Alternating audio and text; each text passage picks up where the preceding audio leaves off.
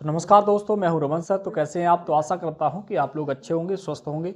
चलिएगा, आज हम लेकर के आए हैं अवतल दर्पण का मुख्य फोकस किसे कहते हैं। तो अवतल दर्पण के मुख्य फोकस को आज देखने वाले हैं और उसका आरेख खींच के बताने वाले हैं कि मुख्य फोकस क्या होता है अवतल दर्पण का। देखिएगा, जब प्रकाश की किरण मुख्य अक्ष के समांतर गुजरती है और अवतल दर्पण से परावर्तित होकर मुख्य अक्ष को किसी एक बिंदु पर प्रतिच्छेद करती है तो उस बिंदु को अवतल दर्पण का मुख्य फोकस कहते हैं। तो चलिएगा, हम सबसे पहले क्या करते हैं, एक अवतल दर्पण बनाते हैं और उसका आरेख खींच के बताते हैं। देखिएगा, ये हमने बना लिया है एक अवतल दर्पण। तो एक तरफ इसमें देखिएगा क्या कर देंगे, पॉलिश कर देंगे और इसका जो परावर्तक तल होगा वो अंदर की तरफ धसा हुआ होगा, अर्थात ये अंदर वाला जो चिकना तल है इसको हम कहेंगे, क्या कहेंगे, परावर्तक तल। इसे कहेंगे परावर्तक तल कहेंगे। देखिएगा, अब अवतल दर्पण का ये होता है मुख्य अक्ष,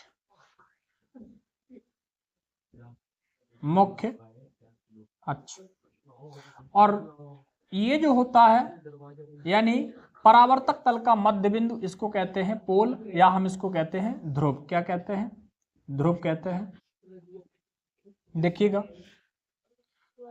ये दर्पण जो है ये किसी गोले का कटा हुआ भाग है, तो इसका जो गोले का केंद्र होगा वो इस दर्पण का वक्रता केंद्र होगा। इसको हम सी से लिखते हैं। अब देखिएगा, ये हो गया पोल और ये हो गया वक्रता केंद्र। अब देखेंगे कि इसमें मुख्य फोकस क्या होता है कि जब प्रकाश की किरण मुख्य अक्ष के समांतर, यानी ये मुख्य अक्ष है, इसके समांतर गुजरती है और समांतर गुजरती है और अवतल दर्पण से टकराती है और यहां से क्या होती है, परावर्तित होती है।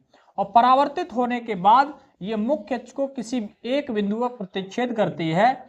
इसी बिंदु को हम अवतल दर्पण का मुख्य फोकस कहते हैं। तो ये हो गई इसकी डायग्राम। देखिएगा, ये हमने इसका आरेख खींच दिया है और इसे हम कहेंगे प्रकाश की किरण।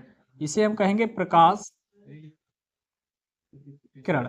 देखिएगा, जब प्रकाश किरण अवतल दर्पण से परावर्तित होती है और परावर्तित होकर के मुख्य अक्ष को किसी एक बिंदु पर प्रतिच्छेद करती है तो इसी बिंदु को हम इस दर्पण का मुख्य फोकस कहते हैं। तो आशा करता हूं कि आपको ये आज का अवतल दर्पण का मुख्य फोकस ये समझ में आया होगा। मिलते हैं अगली वीडियो में, तब तक के लिए बहुत बहुत धन्यवाद।